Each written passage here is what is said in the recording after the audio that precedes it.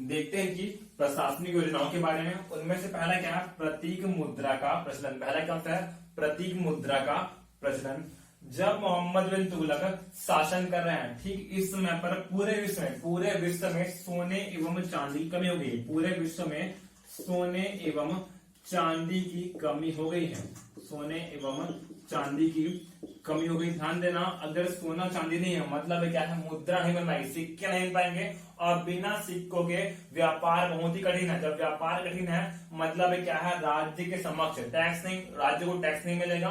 अगर टैक्स नहीं मिलता है तो वित्तीय आघात पहुंचेगा, वित्तीय आघात राज्य को पहुंचेगा। और इसी प्रॉब्लम को टैकल करने के लिए इन्होंने एक योजना बनाई है। ठीक है, सोना और चांदी तो है नहीं, तो कुछ ना कुछ योजना बना रही कैसे इस प्रॉब्लम को फेस करें। बिना मुद्रा के राज्य कुछ नहीं होने वाला। इसी कारण उन्होंने एक योजना बनाई है, प्लान बना है क्या, कि क्यों ना मैं कांसा एवं तांबे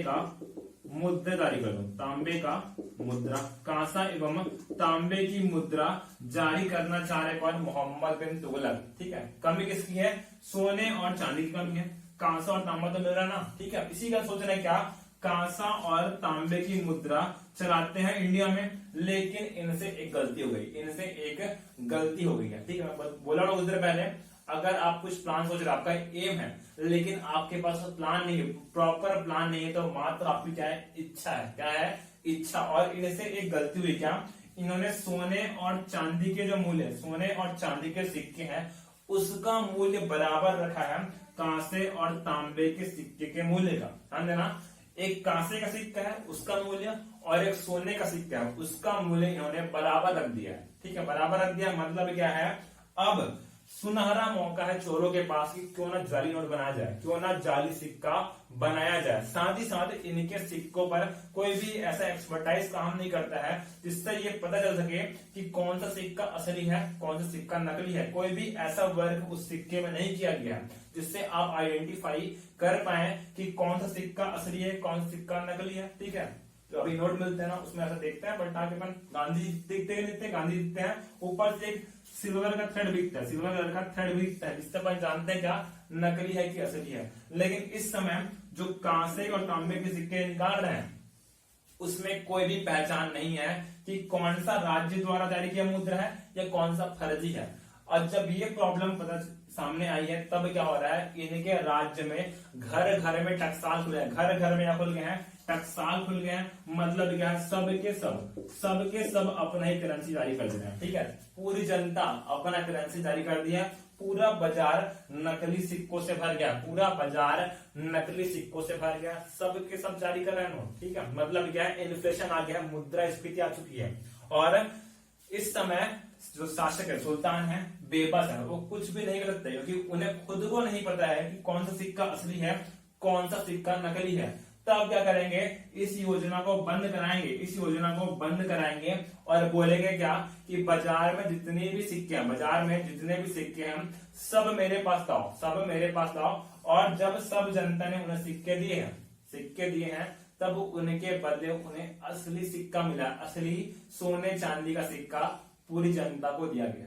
ठीक है, ध्यान देना, नकली सिक्के की जगह उन्हें असली सोने चांदी का सिक्का देना पड़ा है। जब ये सब काम करेंगे तब राजकोष क्या हो गया, पूरा खाली हो गया। राजकोष पूरा खाली हो चुका है किसका, मोहम्मद बिन तुगलक का सुपर डुपर फ्लॉप योजना रही क्या, प्रतीक मुद्रा का प्रचलन एक सुपर डुपर फ्लॉप योजना रही है, क्योंकि इन्होंने कांसे एवं तांबे का मुद्दा चलाया है और साथ ही में इनका मूल्य सोने एवं चांदी के सिक्के के मूल्य के बराबर रख दिया। दोनों का मूल्य बराबर नहीं होना चाहिए था। ठीक है, अगर नहीं होता तो कांसे का सिक्के इनको कम पैसा देना पड़ता। सपोज अगर योजना असफल भी हो गया है तो इन्हें कम पैसा खर्चा करना पड़ता, लेकिन एक कांसे के सिक्के के बदले एक सोने का सिक्का देना बहुत बड़ी बेवकूफी रही है। इसी कारण योजना क्या रही है, असफल रही है। योजना कैसी रही है, असफल रही है। इसी कारण इन्हें एक और संज्ञा दी गई है, बोला गया है क्या, इन्हें असफलताओं का सुल्तान, क्या बोला गया है, असफलताओं का सुल्तान कहा गया है। क्या बोला गया है, असफलताओं का सुल्तान कहा गया है। ये क्या है, इनकी पहली महत्वाकांक्षी योजना थी प्रतीक मुद्रा का प्रचलन, जो कि पूरे तरीके से क्या रही है, असफल रही है, पूरे तरीके से असफल रही है प्रतीक मुद्रा का प्रचलन। ठीक है, अब देखते हैं इनकी सेकंड योजना के बारे में। सेकंड योजना क्या है, राजधानी परिवर्तन। सेकंड योजना क्या है, राजधानी परिवर्तन। अभी राजधानी क्या है, दिल्ली है। अभी राजधानी क्या है, दिल्ली है। ध्यान देना, ये राजधानी दिल्ली से देवगिरी ले जाना चाह रहे हैं। राजधानी दिल्ली से देवगिरी स्थानांतरित करना चाह रहे हैं। देवगिरी कहाँ है, महाराष्ट्र में, वर्तमान महाराष्ट्र में। कल पढ़े ना देवगिरी अभियान, शासक थे रामचंद्र देव। जब अलाउद्दीन खिलजी ने अभियान किया था, वही देवगिरी है, वही देवगिरी है जहां पर मोहम्मद बिन तुगलक अपनी राजधानी परिवर्तित करना चाह रहा है। ठीक है, ध्यान देना। अब इनके पीछे इतिहासकारों ने अलग अलग मत दिया है, अलग अलग मत दिया है कि क्यों ये राजधानी दिल्ली से देवगिरी ले जा रहे हैं। ठीक है, इसके पीछे में इतिहासकारों का अलग अलग मत है। पहला मत क्या बोलता है कि जो अभी उत्तर भारत है, जहां उत्तर भारत है, वहां पर सल्तनत काल में अनेक मुस्लिम राजाओं ने शासन किया। मतलब क्या है, मुस्लिम अब बहुतायत में कहा है, उत्तर भारत वाले क्षेत्र में है, लेकिन दक्षिण भारत में उनका उस धर्म का, मुस्लिम धर्म का प्रचार प्रसार नहीं हुआ है। और इसी कारण दक्षिण वाले क्षेत्र में इस्लाम का प्रचार प्रसार करने के उद्देश्य से मोहम्मद बिन तुगलक ने अपनी राजधानी दिल्ली से देवगिरी स्थानांतरित की है। ठीक है, वहां पर अपनी राजनीतिक प्रभुसत्ता स्थापित करने के लिए उन्होंने राजधानी दिल्ली से देवगिरी स्थानांतरित की है। ये पहला मत दिया गया है कि क्यों उन्होंने राजधानी परिवर्तित किया। ये क्या है, पहला मत है। अलग अलग मत बता रहा हूं मैं, ये पहला मत है जो बताएगा इनके राजधानी परिवर्तन के उद्देश्य के बारे में। ठीक है, एक दूसरा मत है, एक दूसरा मत है। दूसरा मत क्या बोलता है कि हमने पढ़ा कि सुल्तान कैसे बने हैं, जब इनके पिता की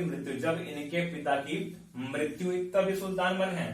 उनमें से कुछ लोग का मानना क्या था कि जूना खां अर्थात मोहम्मद बिन तुगलक ने जानबूझकर अपने पिता की हत्या की है, जानबूझकर अपने पिता की हत्या की है। और इसी कारण से कई लोग इन्हें क्या मानते हैं, दोषी मानते हैं। कई लोग इन्हें दोषी मानते हैं, इसीलिए अपमानजनक पत्र भेजते हैं। इसीलिए दिल्ली में इन्हें अपमानजनक पत्र भेजते हैं, गाली वाली लिख के भेजते हैं। ठीक है, इन्हें पत्र भेज रहे हैं गाली वाली लिख के। ठीक है, अब ये बात सुल्तान को पसंद नहीं आई है, ये बात सुल्तान को पसंद नहीं आई है कि दिल्ली के लोग ऐसा गाली वाला लेटर भेज रहे हैं। ठीक है, पसंद नहीं आई है, इसीलिए उनको मजा चखाने के लिए इन्होंने राजधानी दिल्ली से देवगिरी स्थानांतरित किया। ठीक है, ये दूसरा मत कहा गया है क्या कि दिल्ली से देवगिरी क्यों ले गए हैं राजधानी। और तीसरा मत क्या है, मंगोल आक्रमण। तीसरा मत क्या है, मंगोल आक्रमण। मंगोल आक्रमण कहां हो रहा है, उत्तर भारत में। कहां हो रहा है, उत्तर भारत में। और मंगोल आक्रमण से बचने के लिए ही इन्होंने अपनी राजधानी दिल्ली से देवगिरी स्थानांतरित की थी। ये तीन मत दिए गए हैं कि क्यों ये राजधानी दिल्ली से देवगिरी ले गया। ठीक है, ये था क्यों ले गया। अब ले जाने के बाद, दिल्ली से देवगिरी ले जाने के बाद हुआ क्या देखते हैं। राजधानी दिल्ली से देवगिरी जब ये स्थानांतरित किए हैं तब हुआ क्या, जैसे ही राजधानी दिल्ली से देवगिरी ले गए हैं तब देवगिरी का नाम चेंज किया। जैसे ही राजधानी दिल्ली से देवगिरी ले गए हैं, उन्होंने देवगिरी का नाम चेंज किया, रखा क्या, दौलताबाद। नाम क्या रखा है, दौलताबाद रखा है, दौलताबाद रखा है। ध्यान देना, अब राजधानी परिवर्तित की है तो जो इन कर्मचारी हैं और अधिकारी हैं, जो खास व्यक्ति हैं, उन सबको लेकर ही दिल्ली से देवगिरी आना था। आइडियली होना ही चाहिए कि जो कर्मचारी हैं, जो अधिकारी हैं, जो महत्वपूर्ण व्यक्ति हैं, काम के व्यक्ति हैं, उन सबको लेकर ही दिल्ली से देवगिरी आना चाहिए था। लेकिन पूरी प्रजा को ही लेकर आ रहे हैं, ये पूरी प्रजा को ही दिल्ली से देवगिरी ला रहे हैं। ये सब गर्मी के महीने में हो रहा है, ये सब गर्मी के महीने में हो रहा है। ये सबको पैदल चलाकर दिल्ली से कहा ला रहे हैं, देवगिरी ला रहे हैं, दौलताबाद ला रहे हैं। ठीक है, अब इस समय कुछ लोगों की मृत्यु हो जाएगी, कुछ लोगों की मृत्यु हो जाएगी रास्ते में ही, भूख से या गर्मी से कुछ लोगों की मृत्यु हो जाएगी। अब इनमें क्या है, असंतोष, जनता में असंतोष से भड़क गए हैं वो। ठीक है, उनको मजा भी नहीं आ रहा है। दिल्ली का माहौल अलग है, देवगिरी का माहौल अलग है। अब देवगिरी में उनका मन नहीं लग रहा है, देवगिरी में उनका मन नहीं लग रहा है। ठीक है, और ये बात समझ में आ गई इसको, मोहम्मद बिन तुगलक को, इनका भी मन नहीं लग रहा है, ठीक है, इनका भी मन नहीं लग रहा है कहां पर, देवगिरी में। इसलिए कुछ साल बाद फिर से बोल रहे हैं क्या, दिल्ली चलते हैं वापस, फिर से बोल रहे हैं क्या, दिल्ली चलते हैं वापस। इसीलिए पुनः अपनी राजधानी चेंज करेंगे, पुनः अपनी राजधानी चेंज करेंगे कहां पर, देवगिरी से दिल्ली, देवगिरी से दिल्ली अपनी राजधानी पुनः परिवर्तित करेंगे, ठीक है। फिर से बोल रहे हैं क्या, अब दिल्ली चलते हैं। ये बात कब की है, 1327 की बात है, जब इन्होंने राजधानी चेंज की थी। और कुछ सालों बाद ही 1335 के आसपास इन्होंने राजधानी पुनः दिल्ली बना दिया, पुनः दिल्ली बना दी है। मतलब फिर से अपनी बात पर अड़िग नहीं रह पाए, प्लान नहीं है, सिर्फ क्या इच्छा है, मात्र एक इच्छा है। अब जब ये सब कर दिए तो लोग पहले दिल्ली से देवगिरी आए थे, अब देवगिरी से दिल्ली जा रहे हैं, फिर से उनका दिमाग खराब हो गया। अभी मन लगने लग गया था, कई लोगों का मन यहाँ पर लग गया था, लेकिन फिर से अब दिल्ली भेज रहे हैं, ठीक है, फिर से दिमाग खराब हो रहा है, ठीक है, फिर से लोगों का दिमाग खराब हो रहा है। मतलब क्या है, लोगों में असंतोष फैल रहा है, लोगों में इनके खिलाफ असंतोष फैल रहा है कि कुछ भी काम कर रहे हैं, कुछ भी काम करना है। पहले कहा है दिल्ली से देवगिरी, अब फिर से देवगिरी से दिल्ली। योजना कैसी रही है, योजना असफल रही, योजना कैसी रही है, असफल रही। इसी कारण क्या बोला गया है, असफलताओं का सुल्तान, क्या बोला गया है, असफलताओं का सुल्तान। सेकंड योजना भी सुपर डुपर फ्लॉप रही है, सेकंड योजना भी सुपर डुपर फ्लॉप रही है। क्लियर है। अब देखते हैं इनकी थर्ड योजना के बारे में, देखते हैं इनकी थर्ड योजना के बारे में।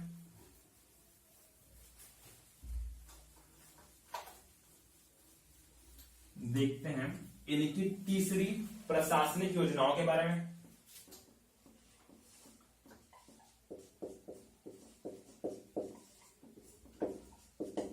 दोआब में कर वृद्धि, क्या करना है, दोआब में कर वृद्धि करना है। कल मैं बताया हूं दोआब क्या होता है। सपोज ये शिवनाथ है, यह महानदी है, ये शिवनाथ है, यह महानदी है, इन दोनों के बीच का क्षेत्र, इन दो नदियों के बीच का क्षेत्र क्या कहलाया है, दोआब कहलाया है। इन दो नदियों के बीच का क्षेत्र दोआब कहलाया है, जो कि अत्यंत उपजाऊ है, जो कि कैसा है, अत्यंत उपजाऊ है। और इस उपजाऊ क्षेत्र में ये टैक्स बढ़ाना चाह रहे हैं, राजकोष खाली हो गया है, राजकोष खाली हो गया, और उस राजकोष को भरने के लिए ही ये दोआब में कर वृद्धि करना चाह रहे हैं। इसी कारण सुल्तान दोआब में कर वृद्धि करना चाह रहे हैं। हमने देखा है इन्हें से पहले अलाउद्दीन खिलजी ने भी कर वृद्धि किया था, और ये भी कर रहे हैं, लेकिन दोनों में डिफरेंस है, दोनों में डिफरेंस है। हमने पढ़ा है अलाउद्दीन खिलजी ने इस दोआब में 50% टैक्स लगाया था, 50% टैक्स लगाया था, ठीक है। फिर हमने देखा क्या, तुगलक वंश के संस्थापक गयासुद्दीन तुगलक ने टैक्स कर लिया कितना, 1/5 से लेकर 1/3 भाग, इतना टैक्स कर दिया, ठीक है। अब ये क्या बोल रहे हैं, दोआब में जो भी टैक्स यहाँ पर था, जो भी टैक्स इस दोआब वाले क्षेत्र पर था, जो भी टैक्स इस दोआब वाले क्षेत्र पर था, उसका 10 गुना बढ़ा दिया है। बोल रहा हूं 10%, मैं बोल रहा हूं 10 गुना, 10 गुना बोल रहे हैं क्या, 10 गुना ज्यादा आपको टैक्स देना पड़ेगा। ये बोल रहे हैं कौन, मोहम्मद बिन तुगलक बोल रहे हैं जितना भी टैक्स इस दोआब क्षेत्र में था उसका 10 गुना आपको देना पड़ेगा। ये बात बोल रहे हैं कौन, मोहम्मद बिन तुगलक, ठीक है। बात सब एग्री हो गया, सब एग्री है टैक्स के लिए, लेकिन ठीक इसी समय पर क्या हो रहा है, यहाँ पर अकाल पड़ गया, ठीक है।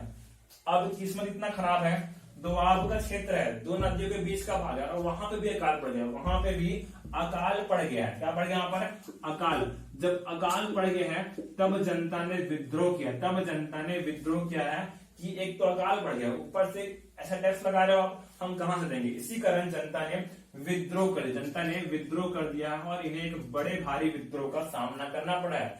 जब विद्रोह का सामना कर रहे हैं तब इस विद्रोह की घटना से बचने के लिए इन्होंने इन किसानों के लिए, इस दोआब वाले क्षेत्र के किसानों की सहायता के लिए एक कृषि ऋण जारी किया है, ठीक है। जहां क्या रहे थे कि पैसा आया राजकोष में, पैसा आया राजकोष में, इसीलिए कर वृद्धि की है, लेकिन क्या पड़ गया, अकाल पड़ गया है, अकाल पड़ गया है। तब किसानों की सहायता के लिए इन्होंने एक कृषि ऋण जारी किया, इन्होंने एक कृषि ऋण जारी किया, किसने? मोहम्मद बिन तुगलक ने। उस कृषि ऋण को बोला गया है क्या? सोनधरी। क्या बोला गया है? सोनधरी। ठीक है। जहां क्या रहता है कि राजकोष में पैसा है इसीलिए टैक्स बढ़ा है, लेकिन क्योंकि यहाँ पर अकाल बढ़ गया है इसीलिए किसानों की सहायता के लिए इन्हें अपने राजकोष से ही ऋण देना पड़ा है। उस ऋण को बोला गया है क्या? सोनधरी। क्या बोला गया है? सोनधरी। यहाँ पर एक नोट बनता है, ठीक है। नोट क्या है कि प्राकृतिक आपदा के समय किसानों को ऋण देने वाले प्रथम सुल्तान कौन है? मोहम्मद बिन तुगलक है। प्राकृतिक आपदा के समय किसानों को ऋण देने वाले सुल्तान कौन है? मोहम्मद बिन तुगलक। इन्होंने एक कृषि ऋण दिया है जिसे बोला है क्या? सोनधरी। क्या बोला गया है? सोनधरी कहा गया है। ध्यान देना, योजना कैसी रही है? असफल रही है। योजना कैसी रही है? असफल। कर वृद्धि कर रहे थे ऊपर से, अब इनको अपने खुद के राजकोष से ऋण देना पड़ गया है। मतलब योजना कैसी रही है? असफल रही है। कैसी रही है? असफल रही। क्या बोला गया इनको? असफलताओं का सुल्तान। क्या बोला गया है? असफलताओं का सुल्तान कहा गया। अब तक 3 योजना देखे हैं, तीनों के तीनों कैसे रहे? सुपर फ्लॉप रहे। तीनों के तीनों कैसे रहे? सुपर डुपर फ्लॉप रहे हैं। अब देखते हैं चौथी योजना। अब देखते हैं चौथी योजना के बारे में।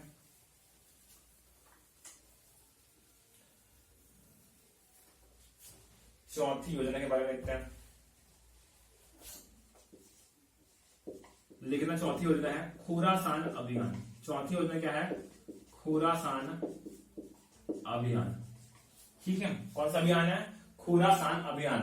क्या हो रहा है यहाँ पर? इराक क्षेत्र में अभी मंगोल शासन कर रहे हैं। इराक ईरान क्षेत्र में मंगोल अभी शासन कर रहे हैं, लेकिन अभी इनका साम्राज्य कमजोर हो गया। मंगोलों का साम्राज्य इराक ईरान क्षेत्र में कमजोर हो गया है और इस मौके का फायदा उठाना चाह रहे कौन? मोहम्मद बिन तुगलक। ठीक है। इराक ईरान क्षेत्र में मंगोलों का शासन पतन की ओर है और इस बात का फायदा मोहम्मद बिन तुगलक उठाना चाह रहे हैं और इसीलिए इन्होंने मिस्र के शासक से संधि किया। इसीलिए इन्होंने मिस्र के शासक से संधि किया प्लस मोहम्मद बिन तुगलक। ठीक है। इन दोनों ने एक संधि किया। है क्या कि हम दोनों मिलकर मंगोलों को इराक ईरान क्षेत्र से अपदस्थ करेंगे और वहां पर अपनी सत्ता चलाएंगे। ठीक है। योजना किसकी है? मोहम्मद बिन तुगलक की। और इसीलिए इन्होंने मिस्र के शासक से हेल्प मांगी है कि आप अपनी सेना दीजिए और मैं वहां पर अपनी सत्ता संभालूंगा, मैं वहां पर अपना साम्राज्य विस्तार करूंगा। ये प्लान किसका है? मोहम्मद बिन तुगलक का है। दोनों के मध्य संधि हो गई। दोनों ने एक विशाल आर्मी बनाई है। मोहम्मद बिन तुगलक और मिस्र के शासक ने मिलकर एक विशाल आर्मी बनाई। जिस आर्मी में लगभग 3,70,000 सैनिक हैं। 3,70,000 सैनिक कहाँ हैं? इन दोनों की ज्वाइंट आर्मी में। अब जनता में उत्साह है। कि कुछ नया क्षेत्र मिलने वाला है। ठीक है। लेकिन ये क्या है? असफलताओं का सुल्तान है, अभागा आदर्शवादी। कौन है ये? अभागा आदर्शवादी। किस्मत ही खराब है। देखते हैं क्या है। संधि हो गई और इन्होंने 3,70,000 सैनिकों को 1 साल का एडवांस पेमेंट किया है। ठीक है। क्या बोल रहा हूं मैं? जब आर्मी बन गई तो बहुत खुश है कौन? मोहम्मद बिन तुगलक। इन्होंने 3,70,000 सैनिकों को 1 साल का एडवांस पेमेंट किया है। 1 साल का अग्रिम वेतन दिया है, एडवांस पेमेंट किया है, अग्रिम वेतन दिया है। जब अग्रिम वेतन दे दिया है, ठीक कुछ समय पश्चात इस मिस्र के शासक को इनकी गद्दी से अपदस्थ कर दिया गया, हटा दिया गया। इनको इनके पद से अपदस्थ कर दिया है मिस्र की जनता के द्वारा। ठीक है। इनको वहां से अपदस्थ कर दिया गया, हटा दिया गया है। जब हटा दिया गया है तब इनकी आर्मी अब पीछे हट गई है कि जो डील इनके मध्य हुआ है मिस्र के शासक और मोहम्मद बिन तुगलक के मध्य हुआ था और इसी का इन्होंने सैलरी दे दी थी। लेकिन अब ये तो सुल्तान रही नहीं, अब तो ये सुल्तान रही नहीं, इसीलिए इन सैनिकों का कर्तव्य नहीं बनता है। ये सब सैनिक इनके प्रति लॉयल नहीं है। ठीक है। मतलब क्या है? 1 साल का एडवांस पेमेंट बर्बाद हो गया। 1 साल का एडवांस पेमेंट बर्बाद हो गया किसका? मोहम्मद बिन तुगलक का। ऐसे ही गरीबी थी, अब गरीबी में आटा गीला हो चुका है। ठीक है। 1 साल का अग्रिम वेतन दे दिया है और ये सब के सब अब लड़ने नहीं जाएंगे, ये सब सैनिक अब लड़ने नहीं जाएंगे। योजना कैसी रही है? असफल रही। कैसी रही योजना? असफल रही है। क्या बोला गया है? असफलताओं का सुल्तान। क्या बोला गया है? असफलताओं का सुल्तान मोहम्मद बिन तुगलक को बोला गया है, क्योंकि हर काम में सिर्फ सोच रहा है, केवल और केवल इच्छा है, उनका उद्देश्य नहीं है। अगर उद्देश्य होता तो वेल प्लान करते, प्लानिंग अच्छे से रहती, एडवांसमेंट की जरूरत नहीं था। ठीक है, अगर मेरे को एडवांसमेंट मिल गया, हो सकता है कि मैं भी ना आऊं पढ़ाने। ठीक है, ऐसा नहीं होगा। ठीक है, ऐसा नहीं होगा। ठीक है, इन लोग लेकिन ऐसा कर चुके हैं, इन लोग एडवांसमेंट मिलने के बाद धोखा दिए हैं, अब लड़ने नहीं जाएंगे बोल रहे हैं। जब लड़ने नहीं जा रहे हैं तब योजना कैसी रही है? असफल रही है। बोला गया क्या? असफलताओं का सुल्तान कहा गया, इन्हें असफलताओं का सुल्तान कहा गया। अब देखते हैं इनकी अंतिम योजना के बारे में। ठीक है, अब देखते हैं इनकी अंतिम योजना के बारे में। अब देखते हैं इनकी अंतिम योजना।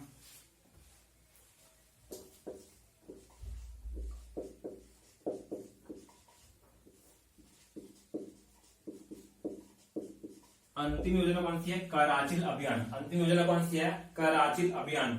कराची कौन क्षेत्र है? कराची क्षेत्र कौन सा है? ध्यान देना, सल्तनत और चाइना बॉर्डर, सल्तनत और चाइना का बॉर्डर है,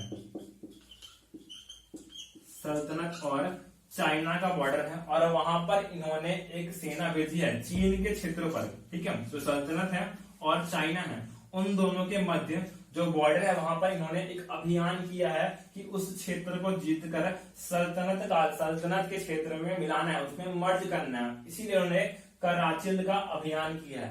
ठीक है, किसने किया है? मोहम्मद बिन तुगलक ने अपनी सेना भेजी है कराचिल जीतने के लिए। क्या जीतने? कराचिल जीतने के लिए इन्होंने अपनी एक सेना भेजी है। जब सेना वहां पर रही बॉर्डर में, तब आरंभिक रूप से सफल रही है, आरंभिक रूप से सफल रही है। ठीक है, लेकिन कुछ समय पश्चात वहां पर ठंड की ऋतु आ गई, ठंड का मौसम आ गया है। तब वहां पर अत्यधिक बर्फबारी हुई है और उस समय जो आर्मी है इतनी ट्रेंड नहीं थी कि इतने बड़े भयंकर बर्फीले तूफान का सामना कर सके। इतने भयंकर बर्फीले तूफान का सामना करने के लिए ये आर्मी ट्रेंड नहीं थी। मतलब क्या हुआ? इस जंगली पहाड़ी क्षेत्र पर इतने भयंकर तूफान का सामना ये नहीं कर पाई और पूरी की पूरी आर्मी का खात्मा हो गया है। वो लौट कर ही नहीं आ पाए, ठीक है। अब 2 लोग हैं इनके काल में, मोहम्मद बिन तुगलक के काल में 2 विद्वान हैं जिन्होंने इनकी योजनाओं के बारे में लिखा है। एक का मानना क्या है कि 10 लोग आ रहे हैं, एक का मानना क्या है कि केवल और केवल 10 लोग ही वापस आए। इसका मानना है, बर्नी का मानना क्या है, केवल और केवल 10 लोग ही वापस आ पाए हैं। पूरी आर्मी में केवल और केवल 10 लोग ही आए हैं। बर्नी कौन है? बर्नी कौन है? जियाउद्दीन बर्नी, जिसकी रचना कौन सी है? तारिक ए फिरोज शाही। रचना का नाम क्या है? तारिक ए फिरोज शाही, वही बर्नी है। दूसरा मत क्या है कि केवल और केवल 3 लोग वापस हैं, केवल और केवल 3 लोग ही वापस आए। कौन बोल रहा है? ये इब्न बतूता। क्या बोल रहा है कि केवल और केवल 3 लोग ही कराचिल अभियान से वापस आ पाए हैं। ये किसका कहना है? इब्न बतूता का कहना है। मतलब क्या है? कराचिल अभियान पूरी तरीके से कैसी रही है? असफल रही है। योजना कैसी रही है? असफल रही है। केवल और केवल 3 लोग या केवल और केवल मैक्सिमम 10 लोग ही इस योजना से, मतलब इस अभियान से वापस आ पाए हैं। भारी जन धन का नुकसान हुआ है कराचिल अभियान में। क्या बोला गया है? असफलताओं का सुल्तान। क्या बोला गया है? असफलताओं का सुल्तान मोहम्मद बिन तुगलक को बोला गया है। मतलब अब तक क्या है, जनता त्रस्त हो चुकी है इस इंसान से। ठीक है, कि बिना सोच समझे कुछ भी काम कर रहा है। कौन? मोहम्मद बिन तुगलक। ठीक है, कोई भी अभियान कर रहे हैं तो हमेशा असफल हो रहा है। अब किस्मत ही खराब है, या बोलना चाहिए इम्प्लीमेंटेशन सही तरीके से करते नहीं है। थ्योरेटिकल नॉलेज अच्छा है बट प्रैक्टिकली उसको इम्प्लीमेंट नहीं कर पा रहा है। कौन? मोहम्मद बिन तुगलक। इसी कारण जनता क्या है, इनसे परेशान हो चुकी है। जनता परेशान हो चुकी है। जो अमीर वर्ग है, उलेमा वर्ग है, और जो हिंदू वर्ग है, जो छोटे छोटे राज्य हैं वो सब भी अब इनसे असंतुष्ट रहने लगे हैं और सबने अब विद्रोह करना आरंभ किया है। सबने अब विद्रोह करना आरंभ कर दिया है। मोहम्मद बिन तुगलक का शासनकाल पूरे तरीके से विद्रोह का कार्यक्रम, विद्रोह का काल रहा है, समझ जाओ। इनके शासनकाल में लगभग 22 विद्रोह है, लगभग 22 विद्रोह का सामना मोहम्मद बिन तुगलक ने किया है। जब ये सब काम कर रहे हैं तब स्वाभाविक है जो उच्च वर्ग है, जो शक्तिशाली वर्ग है, वो उनके खिलाफ विद्रोह करेगा, क्योंकि उन्हें पता है क्या, सुल्तान तो अभी बिजी है अपनी योजना में। कहां बिजी है? योजना में, असफल योजना में, ठीक है। इसी कारण इनके समय में बहुत सारे क्या हुए हैं, विद्रोह हैं। कुल 22 विद्रोह हुए हैं इनके शासन काल में, ठीक है। जिनमें से प्रमुख कौन सा है? विजयनगर, ठीक है, ध्यान देना, विजयनगर और बहमनी, विजयनगर और बहमनी। मोहम्मद बिन तुगलक के शासनकाल में ही दक्षिण भारत में क्या हुआ है, विजयनगर साम्राज्य का उदय हुआ है। जब 1336 में हरिहर एवं बुक्का नाम के दो भाइयों ने विजयनगर साम्राज्य की स्थापना की है। कब की है? 1336 में हरिहर एवं बुक्का नाम के दो भाइयों ने विजयनगर साम्राज्य की स्थापना की थी। किनके समय? मोहम्मद बिन तुगलक के समय में, ठीक है। इनके समय में ही 1347 में बहमन शाह ने बहमनी साम्राज्य की स्थापना की। दक्षिण भारत में बहमनी साम्राज्य की स्थापना कर दिया है मोहम्मद बिन तुगलक के समय में ही, ठीक है। कुल 22 विद्रोह हैं, लेकिन उनमें से दो फेमस है, विजयनगर और बहमनी, ठीक है। आपके सिलेबस में भी है विजयनगर, ये अपन को पढ़ना है, विजयनगर साम्राज्य के बारे में हमको पढ़ना है। इसकी स्थापना मोहम्मद बिन तुगलक के शासन काल में ही 1336 में हरिहर एवं बुक्का नाम के दो भाइयों ने विजयनगर साम्राज्य की स्थापना की थी। 1347 में बहमन शाह नाम के व्यक्ति ने बहमनी साम्राज्य की स्थापना की थी मोहम्मद बिन तुगलक से विद्रोह करके ही, ठीक है। अब क्वेश्चन आता है कि मोहम्मद बिन तुगलक के योजनाओं की जानकारी किस पुस्तक से मिलती है और वह पुस्तक किसकी है? वो पुस्तक किसकी है? ध्यान देना, मोहम्मद बिन तुगलक के योजनाओं की संपूर्ण जानकारी, मोहम्मद बिन तुगलक के योजनाओं की संपूर्ण जानकारी एक पुस्तक है, नाम क्या है? किताब उल रहला। नाम क्या है? किताब उल रहला। पुस्तक किसकी है? एक व्यक्ति है, नाम क्या है? Ibn Battuta. क्या नाम है?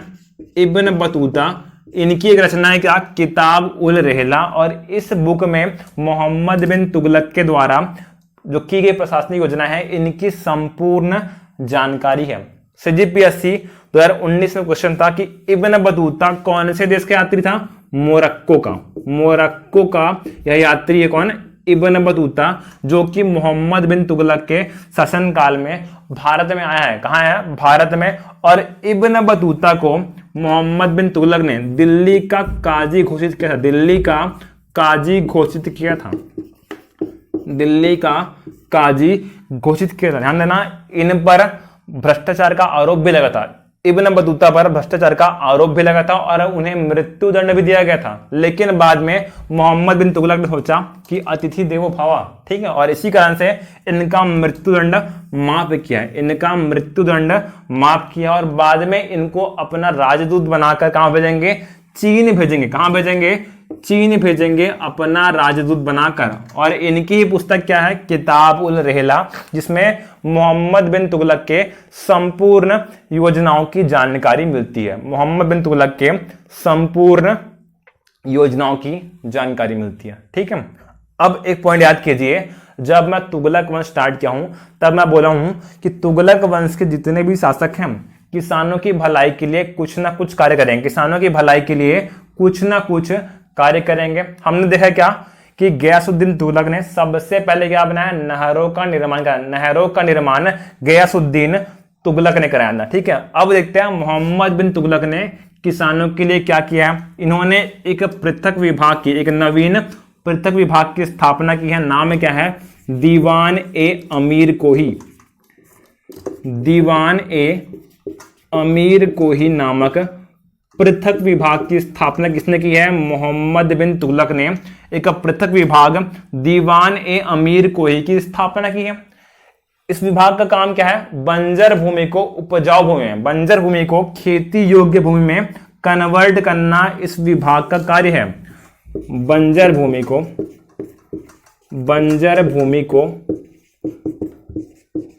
खेती योग्य भूमि में कन्वर्ट करना इस विभाग का काम है। ठीक है, इस विभाग का काम क्या है? बंजर भूमि को खेती योग्य भूमि में कन्वर्ट करना। ये इनके द्वारा किसानों के लिए किया गया एक महत्वपूर्ण कार्य था। अब क्या हो रहा सुनना, बात कब है? 1351 की बात कब है? 1351 की बात है। सिंध वाले क्षेत्र पर इनके खिलाफ क्या हुआ है? विद्रोह हुआ है। इनके खिलाफ क्या हुआ है? विद्रोह हुआ है। मोहम्मद बिन तुगलक के अगेंस्ट विद्रोह हुआ है और उस विद्रोह को कुचलने के लिए ये स्वयं गए हैं इस विद्रोह के दमन के लिए। विद्रोह का दमन तो कर दिए, लेकिन ठीक उसी समय पर इनकी तबीयत खराब हो गई है। इनकी तबीयत बहुत ज्यादा खराब हो गई है और थट्टा नामक स्थान पर इनकी मृत्यु हो जाएगी। ठीक है, बीमार पड़ गए हैं और 1351 में थट्टा नामक स्थान पर मोहम्मद बिन तुगलक की मृत्यु हो जाएगी। जब इनकी मृत्यु हो रही है तब एक व्यक्ति है, नाम क्या है? बदायूनी। नाम क्या है? बदायूनी। इन्होंने एक कथन कहा है। जब मोहम्मद बिन तुगलक की मृत्यु हुई है तब बदायूनी ने एक कथन कहा है। कथन क्या है? राजा को प्रजा से और प्रजा को राजा से मुक्ति मिल गई है। किसने बोला है? बदायूनी ने कहा है। कब कहा है? जब मोहम्मद बिन तुगलक की मृत्यु हुई है थट्टा में 1351 में। राजा को प्रजा से और प्रजा को राजा से मुक्ति मिल गई है। ये कथन बदायूनी ने कहा है मोहम्मद बिन तुगलक के संदर्भ में। अब ध्यान देना, मरने से पूर्व इन्होंने अपने चचेरे भाई फिरोज शाह तुगलक को अपना उत्तराधिकारी बनाया था। मरने से पूर्व इन्होंने अपने चचेरे भाई फिरोज शाह तुगलक को अपना उत्तराधिकारी बनाया था। अब जब थट्टा में इनकी मृत्यु हो गई है तब अमीरों और उलेमाओं ने थट्टा में ही फिरोज शाह तुगलक का राज्याभिषेक कराया है। थट्टा में ही फिरोज शाह तुगलक का राज्याभिषेक कराया है। मतलब क्या है? अगले सुल्तान कौन बनेंगे? फिरोज शाह तुगलक बनेंगे। कौन बनेंगे सुल्तान? फिरोज शाह तुगलक अगले सुल्तान बनेंगे। देखते हैं उनके बारे में अगले वीडियो में। ये क्लियर है? ठीक है, थैंक यू क्लास।